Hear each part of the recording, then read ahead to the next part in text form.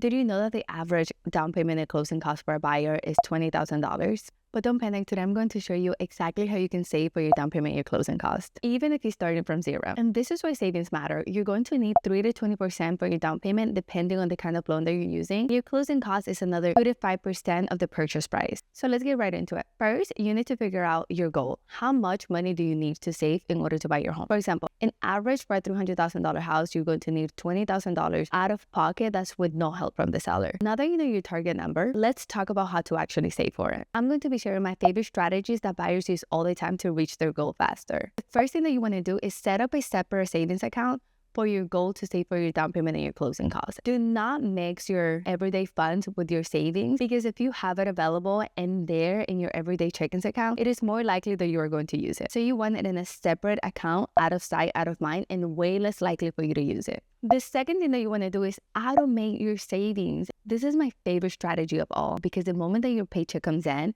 and that money goes automatically to your savings, you don't even get to see it, and the money starts to add up quickly. And the best thing is that you don't even think about it. So sit down and go through your everyday expenses and calculate how much from your paycheck can you automate to go straight into your savings. Whether it is $100 or $200, trust me, it will start to add up quickly. At the same time, cut back on expenses that you can temporarily pause. I'm not going to tell you to give up your coffee, at least not every day. Instead, look at big ticket items like dining out, subscription services that you rarely use. If you really sit down and look at your subscriptions, you will be surprised on how many subscriptions you have that you rarely use. Or even a pricey gym membership that you can temporarily pause and go to a more affordable gym. I will never ever tell you to give up on your gains, but there are gyms that are just, pricier than others that maybe you can find a more affordable gym. The fourth thing that you can do is to boost your income. The more money that you have coming in, the more money that you can save. Think about any side hustles that you can do, maybe some freelancing or even some overtime at work. A few $100s a month can shave months of your timeline. The fifth thing that you can do is that when you have big money coming in, like your tax returns, put that money straight into your savings account to save for your home. Even if you do this for 1 or 2 years until you have the money saved for your home.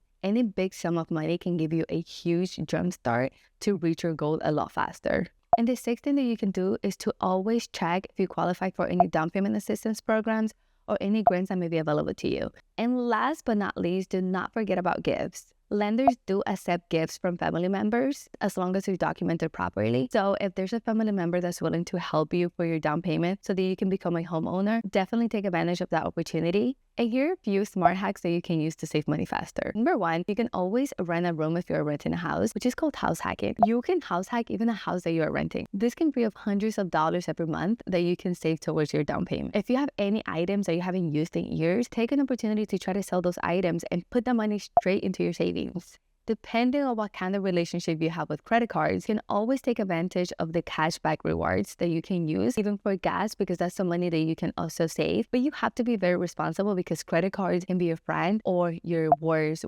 enemy if you don't use them responsibly. Saving can really feel overwhelming, but it doesn't have to be if you take the right steps and stay very consistent. And the sooner you start, the better. In today's day, it is really important that you are prepared to buy a home. And one of the biggest tasks is to save money for your down payment. I want to point out in the same video is that please, while you're saving to buy your home, take a look at your credit at the same time and make sure that you're working on that and making it better and improving it. The better your credit score, the better position that you are in as a buyer. And of course, the sooner you start, the faster you'll be holding those keys to your home. If you found any value in this video, hit the subscribe button. I am dropping a new video every single week. Drop a comment with your savings goal. I would love to cheer you on. My name is Vikiana. I am an agent here in Atlanta, Georgia. Thank you so much for watching, and I will see you at the next video.